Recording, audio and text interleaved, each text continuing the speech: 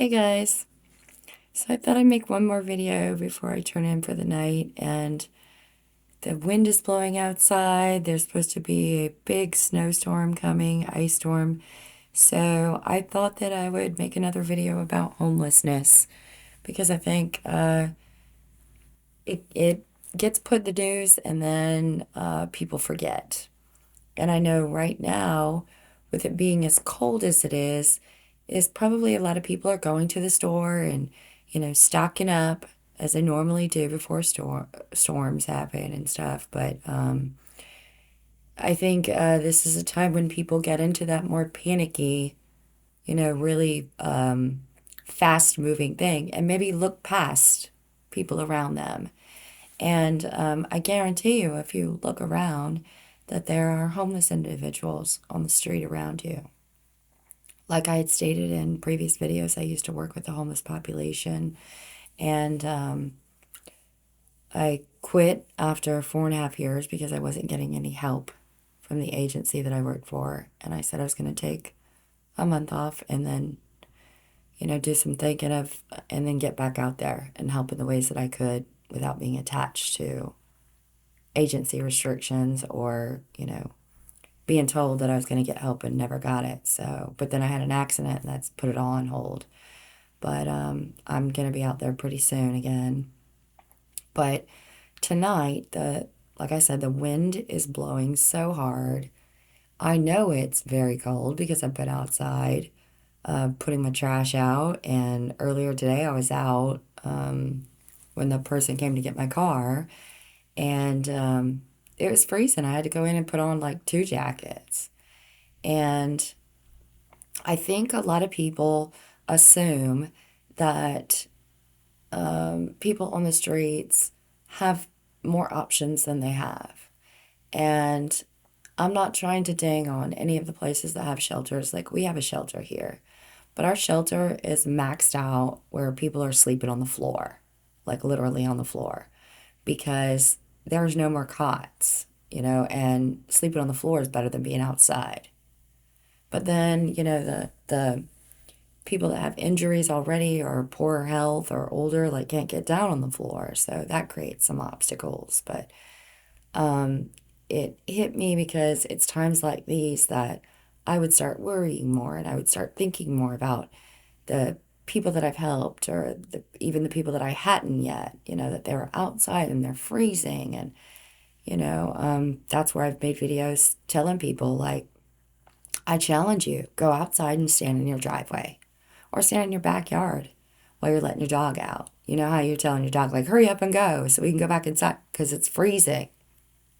Go outside and see how long you can stand there before you have to go back inside because it's just too cold.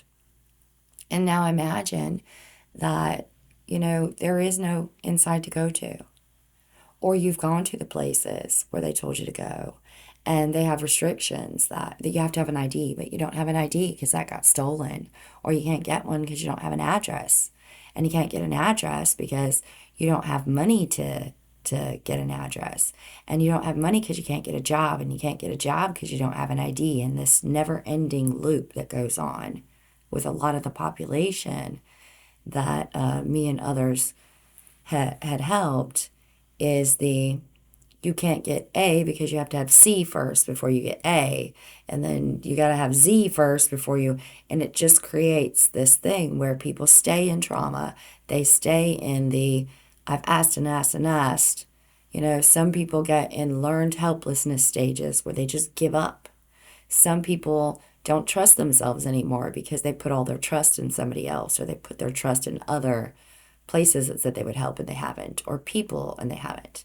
And so I'm just going to share something that me and a person that I used to do outreach with, it was something that she used to do for different places that she helped, and she'd been doing it for decades.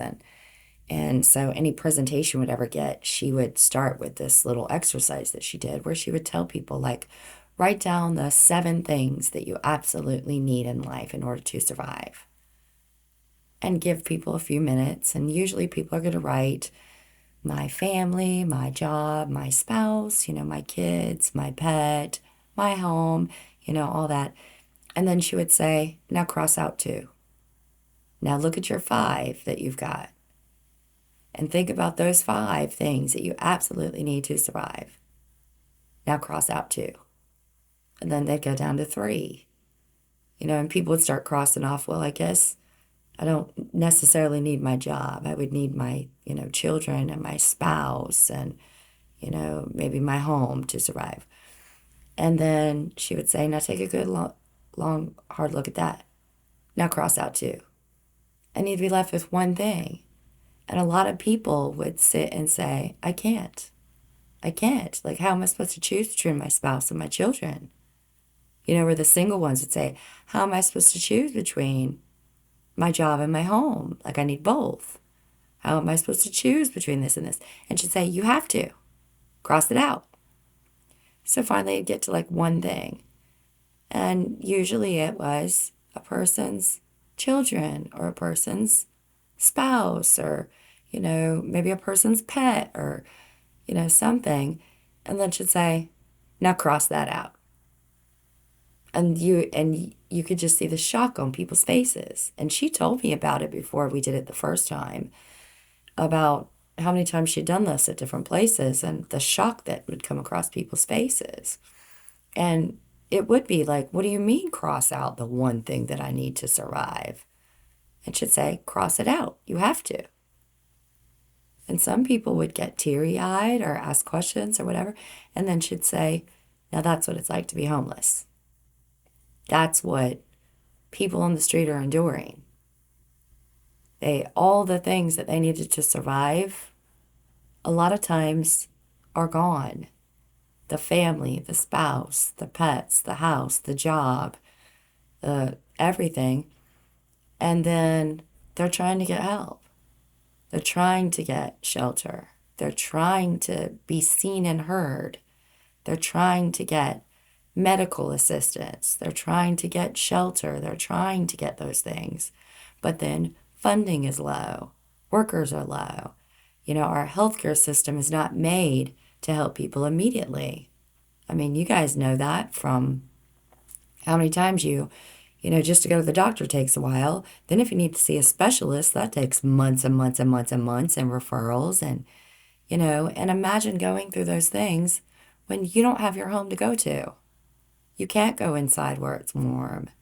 You can't, the shelter's full. Or this one says you got to be sober first. And, and then there's different times that I had people say, like, people are just choosing to have addictions or people just are choosing to be. And I would say, no. The majority of people that have addictions, they're coping. That's their coping mechanism. Like, that reality hurts them so much that they're something, whether it's drinking coffee, whether it's smoking, whether it's drugs, whether it's alcoholism, whatever, relationships, they're coping mechanisms, just like people that are housed have coping mechanisms. So imagine if, all of a sudden, for those of you who drink a lot of coffee or smoke a lot of cigarettes or, watch a lot of TV or game a lot or whatever it is to help you cope, if, something happened and somebody told you, well, just quit. Well, just don't do it anymore. You know what I mean? Just choose to accept everything and be fine with it and regulate your emotions and your body and everything else. There's reasons why there's, places to help people with coping mechanisms. And right when the weather gets severe like this, especially in the cold, I would see a lot of the population would get fearful and scared because they know the temperatures outside. They know what freezing is. They know what happens if you don't get warm enough. A lot of them have gotten, hypothermia. A lot of them have gotten frostbite and are missing digits. A lot of them, and it's not for lack of trying. It's not, it's lack of our resources and lack of, I would say, care, a lot of care in the industry. And I'm not trying to bash on the people that do care, but I've seen myself, and I'm sure you guys have. Some doctors are, it's like they don't remember who you are. They haven't even looked at your chart before, they talk to you. Some places, treat people like a number. I mean, it's like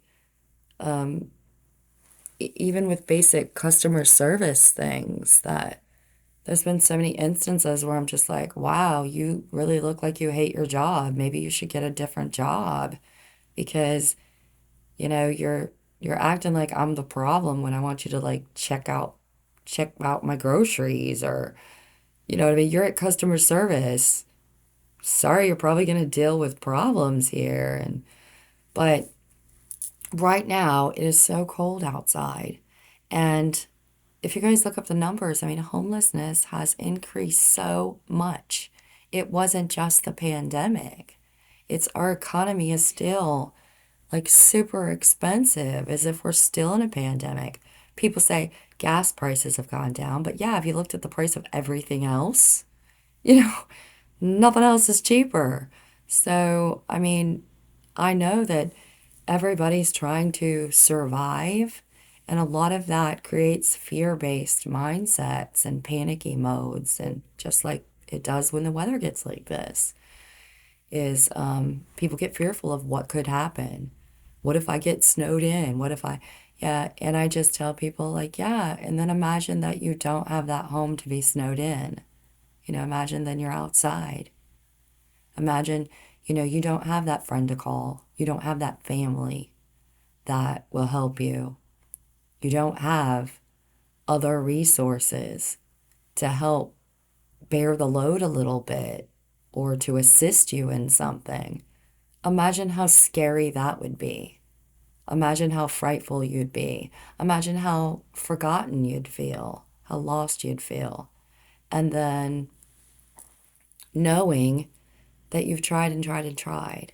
So I'm just encouraging people, when you're out and about in the next few days throughout the weekend, that I know that there's all these storms going on across the US.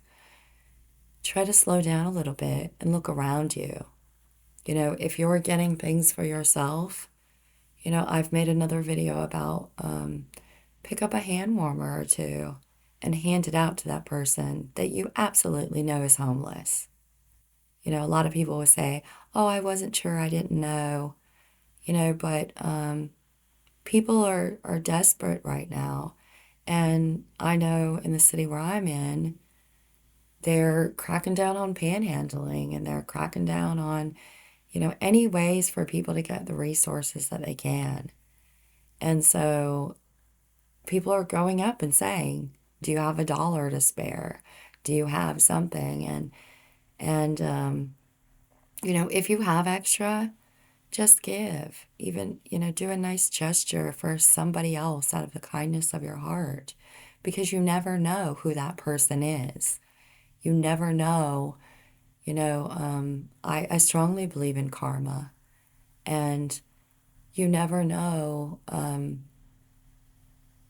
if you were that last person that person saw before something happened and you could have helped. And I believe it always comes back to you. I believe that you do kind gestures and it'll come back to you. You'll see, I had times when I made a previous video about walking around downtown and I was bundled up in layers, and I have a coat that's like a lot bigger than me, and I had my headphones on and was sitting on a bench, and this guy came up and offered me $5, thinking that I was unhoused. And I had been so discouraged about people seeing the treatment of the population that I helped, of the homeless, and that restored my faith, that I was like, there are kind people. And I told him, I don't need it. I have a house. I don't have a car currently, so I'm just waiting on a ride. But give it to somebody who needs it, because they do need it, because our country's resources for low income, not just the homeless, but I mean, for low income, the resources are going away. And so homelessness is becoming greater and greater. I read some articles about, other cities where people are getting pushed out of their apartments and staying in extended hotels because the rent's getting too high, because the price of everything's going up. Some of it's greed and some of it's just our economy and our administration and what they're doing. And so, try to give. If you have, right now, it's cold. If you have extra coats, carry them in your car because you might run into somebody who doesn't have a coat. And, that you may not think that it's that big of a deal, but it means more to them than, that one act of kindness. Think about when you've needed something and somebody came through. You never know. I know a lot of people will go donate to Goodwill and stuff, but, why not cut out the middleman and just give it to the person? And if they say no, don't take offense. Maybe that's not their biggest need right then. But from what I've seen from helping the population is I've rarely had people say no. Usually if they did, it was just because they were distrusting to begin with, or they felt like they couldn't ask for help, a lot, or they had too much pride too. But I think it's gotten to the point where people are asking for help more and more. Hand warmers help. I know cities are cracking down on tents and stuff, but people know places where to go. So if you have some of those, sleeping bags, or if you know of resources, tell somebody, because a lot of people that we would run into had no clue about resources because they're not advertised on big billboards like, burger places are and stuff. So that was what we would do during outreach, is give people information about all the resources around them, because sometimes they don't know and they don't have a phone to look up stuff because the government phones, went away and are harder to get now. And so maybe just think about that as this storm's coming. And when you're thinking about the things that you need, even if it's a cup of coffee, if it's so cold out here and, some places have coffee inside, buy somebody else a cup of coffee or give them a couple bucks to buy one. Kind gestures. I mean, Christmas is over, but we're in the New Year's. I think it would be a good thing for everybody to have intentions of just trying to be better than the year before, trying to be more kind, pay it forward. Think about the times in your life when you needed somebody and they came through. You needed help with things and they came through. And, paying it forward to somebody else. Because I promise that, if we all do that, we'll slowly start seeing, an increase in positive vibes in this country, and, kindness and empathy and joy and all those things that a lot of us haven't had for a long time, because it just seems like there's so much conflict. So I hope that this reaches some people, and that we can all do, our part to help out people, because there's so many people out there that need help, and it's freezing and it's cold, and for a lot of people, there's no place to go, or the place is full, or they've been banned because, they showed up hysterical because of the weather. I mean, think about how you'd act if you had been outside for day after day after day, or everywhere you went, people said, leave. You're not allowed to be here. Or people judged you or called you names or threw trash on you, or any of the things that we see that happen now. So maybe just an act of kindness as you're going and getting all the things to prepare for the cold weather and the storms. All right. Have a good night. I'll chat with you guys later.